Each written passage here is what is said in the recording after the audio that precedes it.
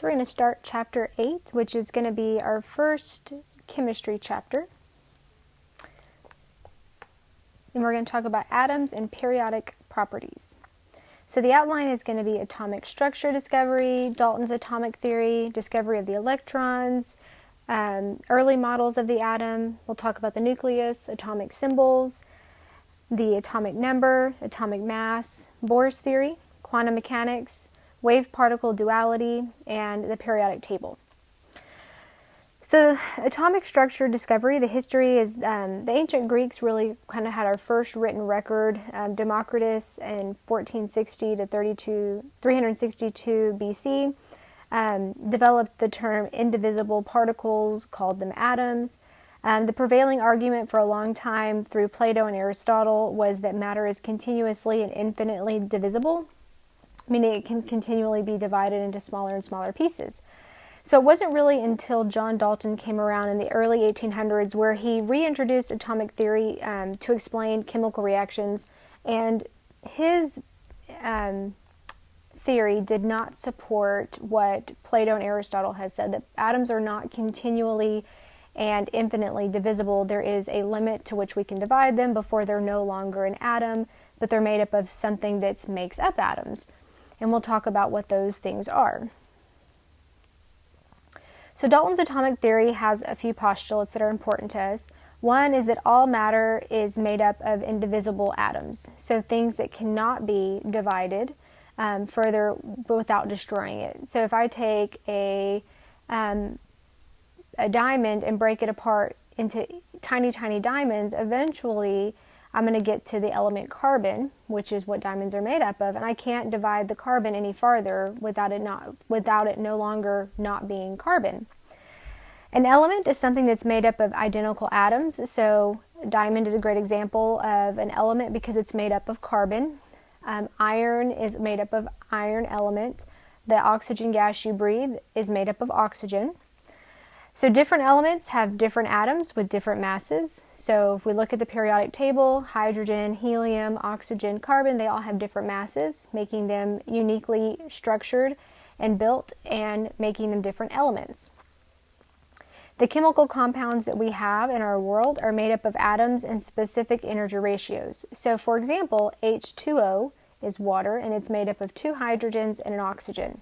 They're in whole number ratios, so you don't have 2.5 hydrogens and 3/4 of an oxygen. It's 2 to 1. And anytime we have 2 hydrogens with 1 oxygen, it's going to make up water, which is a compound and not an element. Atoms are neither created nor destroyed in chemical reactions. They can be converted, but they are not going to be destroyed. So J.J. Thomson in the late 1800s performed what's called the cathode ray experiment. It's kind of like a light bulb where you apply a charge, an electric charge across the light bulb, and you see what happens with the element inside the gas that's filling the light bulb. So what happened is we have this negatively charged distribution, and inside of the cathode ray bulb is a gas. And what he saw was that there was something inside of the bulb was traveling away from the negative charge towards the positive charge when the electricity was applied or when it was turned on. And what this told us is there's something negatively charged within an atom that's unique, and it's found in multiple different types of elements. So it's something that they all have in common, but it's negative, which we know all of our elements to be neutral. All of the elements on the periodic table are neutral, so this means that all of those neutral atoms are made up of something negative, which is going to be important to us later. So in his cathode ray experiment, he measured the electrons' charge to mass ratio, which told us electrons have a -1 charge and their mass is very, very small. And so he's attributed with the discovery of the electron, which is a fundamental particle. It's also called a subatomic particle. In the early 1900s, Robert Millikan performed what's called the oil drop experiments. And what he did was sprayed oil into fine droplets, and then the droplets would pass through a pinhole, and he would detect them on the plate below. And what he discovered was that the electrons happened in predictable groups.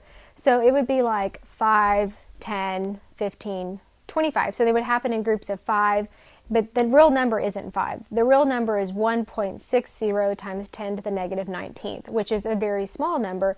But he found that they always fell in some factor of this value, 1.60 times 10 to the negative 19th. And so that is what the fundamental charge of an electron is. And that's Robert Millikan's contribution to science, is discovering the charge of the electron as well as its fundamental charge. Now, Dalton theorized that atoms were indivisible. Thomson and Millikan's experiments showed that the electron mass is very small, but we know that there's no measurable volume. And so what is the nature of the atom's positive charge? Because we know if the atom we're looking at on the periodic table is neutral, but we can detect something negative, it means there must be something positive also within the atom to help balance out that negative charge. And so Thomson, he's the one that developed what's called the plum pudding model. Plum pudding was a popular dessert. And you can see here, we treated it at the orange sphere as the atom. And inside the atom are a bunch of electrons distributed kind of around this positive charge. So we knew that if there was something negative, there had to be something positive. And so the plum pudding model was one of the first models of an atom. It turns out that this is not an accurate description of what an atom looks like. It's more like a planet, a solar system type model. But with this, we started focusing more on the nucleus. So Ernest Rutherford in 1907, so right around the time of Millikan, performed what's called the gold foil experiment. And so what happens is he takes what's called a radioactive alpha source, kind of like a laser, and he shines it to a piece of gold foil, and then there's a screen around the gold foil that it's going to detect. It's kind of like developing film. It's going to detect anything that's deflected off the gold foil. So what he saw was that most all of the alpha particles passed through without significant deflection, meaning they just passed right through the gold foil without any sort of barrier. A few of these things scattered at very large angles, and you can see that if you look at the image here in the green box. Some of the alpha particles are going to pass through, just like passing through on a freeway. And every once in a while, there's a black arrow that will come through, and it's going to bounce off and shoot back the other way. And the ones that are deflected are still going to be detected on the screen, but they're not where he expected them to be. And so what this means is that the atom does have a positive charge, but it's going to reside in a very small, heavy nucleus. So if we look back at this plum pudding model, this is unlikely that this is where the positive charges exist, because if they did, they would be deflecting almost all of the alpha particles instead of them passing straight through. So all of those positive charges are crammed into the dark blue circle inside of each gray atom. And the electrons are living somewhere in the gray area, not in the nucleus, but still within the atom. So later on, these positive charges would go on to be called protons. And I always think of the T in proton as the T in positive, or a positive charge. Now, it wasn't until 1932 that James Chadwick discovered neutrons. This is a kind of a schematic of his discovery, his experiment. He starts with a polonium source, which is a radioactive material, shines it through a sheet of beryllium, which is another element, a paraffin wax, kind of like, it's the same thing as like Vaseline or candle wax. And then he detects protons through a Geiger counter, which is a specific type of detector. And so what he did is he essentially took an alpha source, absorbed all of the electrons in the beryllium sheet, which only left the things in the nucleus. The paraffin wax trapped the neutrons, and the protons went on to be counted by the Geiger counter. And so he was able to determine that there's this other particle that's not positively charged and it's not negatively charged, but it's neutral. And so part of his discovery was that not only is there a neutron, but it has the same mass, roughly, of a proton. So most of an atom's mass comes from its neutrons and its protons, and electrons are so very small and so light that they don't contribute a whole lot to the mass of the atom. And he won the Nobel Prize just 3 years after his discovery in 1935. So this brings us to the nuclear atom itself. So on the periodic table, there are two numbers. There is the number above the symbol, which is called the atomic number, and there's the number below the symbol or the letters, which is the mass. So the atomic number is something that's unique to each and every atom because it tells us the number of protons. So when hydrogen has one proton, it's element number 1. No other element on the periodic table only has one proton. Only hydrogen does. If we want to look at carbon, carbon's element number 6. It has 6 protons, and it's the only element on the periodic table with only 6 protons. So the atomic number is an identifier. And all of the elements on the periodic table are arranged based on their atomic number. In fact, when Mendeleev first started developing the periodic table, there were holes in the periodic table of elements we had yet to discover, but because he arranged them based on atomic number, we were able to fill in the spaces as we discovered the elements throughout our scientific history. Currently, there are 118 elements identified. Only a fraction of them are what we would call naturally occurring. The ones that get beyond element number 83 are man-made. In fact, the very heavy ones in the 118, 100 range, they have such a short lifetime that they're being created, characterized, studied, and then they go away. So they don't stick around for a long time. Now, earlier I said that when we look at the periodic table, all of the elements that are there are written as neutral. So when we said that hydrogen has one proton, it must also have one electron because it's neutral. And if you're going to have something positive and something negative, that makes you neutral, canceling out the charges. So for carbon, it would have 6. 6 protons, 6 electrons. So look at oxygen. How many electrons and protons does oxygen have?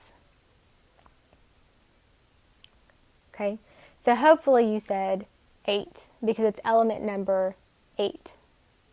So all of those numbers on top of the symbol tell us how many protons and how many electrons if the atom is neutral. Now isotopes are going to be a specific situation where we have the same number of protons. It's not going to change, but an element has a different number of neutrons. So let's talk about how we determine an isotope. So the second number on the symbol is called the mass number, or the atomic mass. And the atomic mass comes from the sum of the number of protons and the number of neutrons. So, for example, carbon has 6 protons and its mass is 12, which means in order to get 6 plus x equals 12, x must also be equal to 6. So carbon's going to have 6 electrons, 6 protons, and 6 neutrons, but it's not always going to be that way. If we look at helium, helium is element number 2. It has 2 protons, but it has a mass of 4, which means it has 2 protons and 2 neutrons. So you're always going to treat them as a sum. The top number plus x equals the bottom number, and you just have to figure out what x is equal to. But there are situations, like here, where we have isotopes, where if we're looking at hydrogen, hydrogen has 1 proton, it's element number 1, but its mass is also 1. So 1 plus x equals 1. Well, x must equal 0. That's the only way 1 and 1 equal each other. So hydrogen 1 is going, and it's hydrogen dash 1, which is the name dash the mass. Okay? So it has 1 protons, 0 neutrons. When we write it in isotopic notation, it's the one below it with the 1 and the 1 and the H. Now the second element there is hydrogen 2.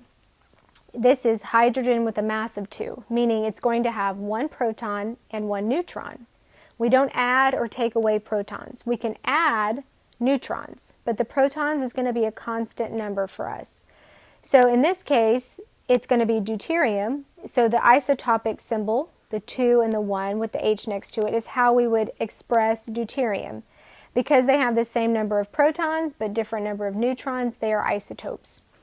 For hydrogen 3, it has a mass of 3, but it still only has 1 proton, which means the other 2 have to be neutrons. And this is called tritium, and it's written, the isotopic notation is 3, 1, H.